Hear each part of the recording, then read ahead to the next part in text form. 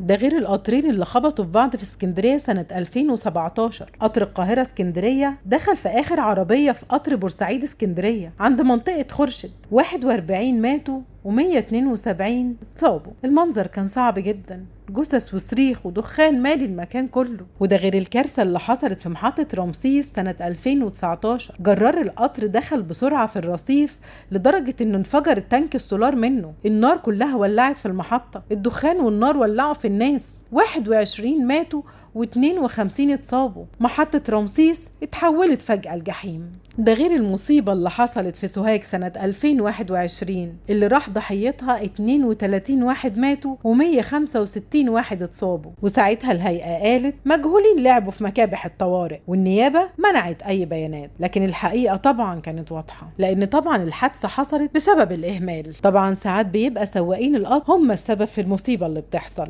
زي حادثة أليوب سنة 2023. القطر اللي موقفش رغم الإشارات الحمراء، دخل بسرعة وزود السرعة، راح خابط في حاجز خرساني و4 ماتوا و23 اتصابوا. والنيابة ساعتها لقت التسجيلات وبتأكد إن السواق كان ماشي بسرعة زيادة. ده غير طبعا حادثة المنيا سنة 2024، الجرار اللي خبط في قطر النوم والعربيات وقعت في ترعة الإبراهيمية، 1 مات و21 اتصابوا.